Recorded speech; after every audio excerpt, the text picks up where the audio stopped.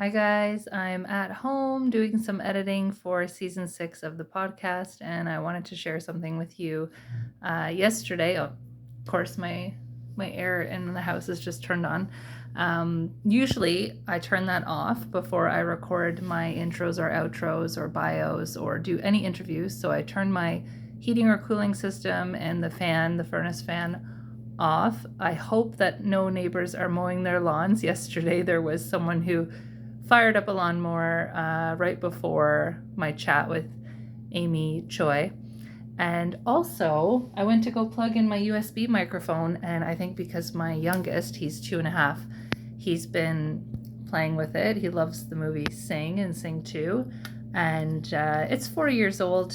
It's had some wear and tear. There's, I think, a bit of paint on it as well from whenever I did some DIY projects. And so my USB mic stopped working, and I realized that about 10 minutes before my chat started. My interview started with my 5th guest of the season. So I'll just show you what I use. Normally I have my Audio Technica headset on. I plug that into the computer so that my sound won't have, I can't remember what the word is. I won't have feedback through the microphone is what I'm trying to say. So this goes into the computer, and the USB goes into the computer. I have my laptop here as well beside me, which I use for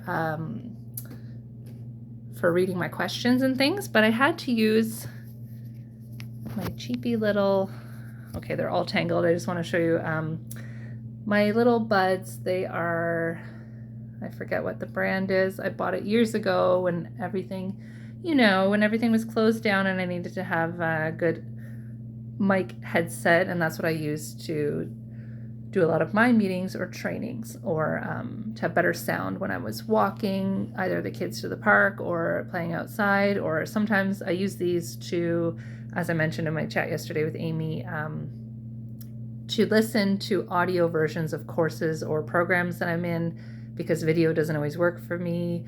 I've got some stuff going on from a previous injury that I had that audio is sometimes better for me. So I will download the MP3 files to my phone, and I can still watch them play soccer or hockey or whatever we're doing, and I can tune into this. Or I sometimes listen to meditations or subliminal meditations so that I can tune out what's happening around me and reduce the stimulation. So that's just a side note, because I was talking about vertigo and a few of things like that lately with people. But this trusty setup has worked for me for over 4 years for interviewing 6 seasons of guests and editing it all from home. You can see I have my Audacity up here. That's what I use to do the production of editing the interviews and adding in my intros, outros, any messages I want to share, music, all that kind of stuff.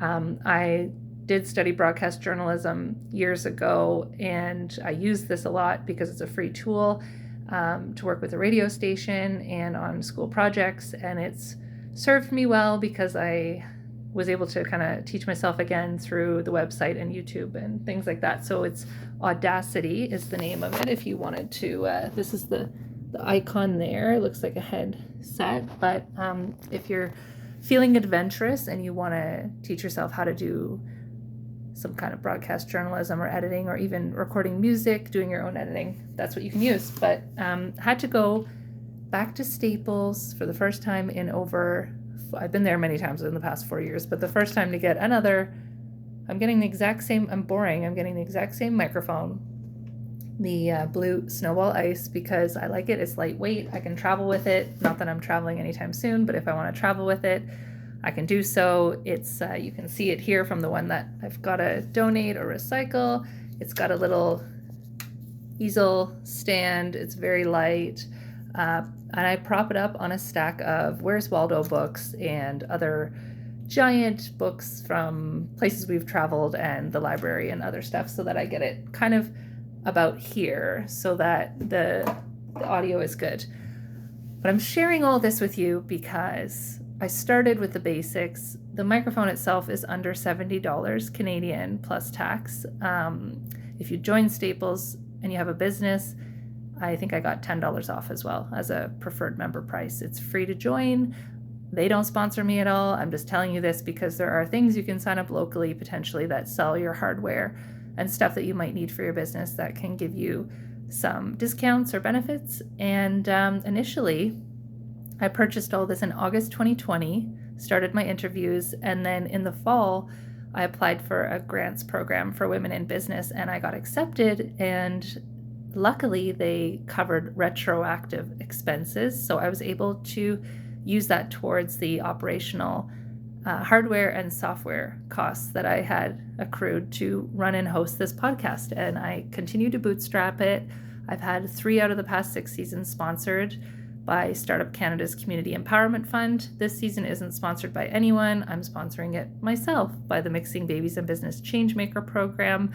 And I'm hoping to be able to meet some other parents who want to create parent-friendly spaces, business spaces for themselves and for other families, and to teach them how I've done my accidental turned intentional activism along the way. So start where you are. You don't have to spend a lot. The headphones, I think, were under $100. They might have been $120. I got them from a music store, but I did a lot of research on best quality and they've served me well so far. And so for under $200, all in, my hardware was covered, and then I pay a monthly subscription to host my podcast on Buzzsprout. So I just want to use that as a word of encouragement if you're trying to test something out, or you want to just get used to sharing your voice or sharing your message or validating your idea.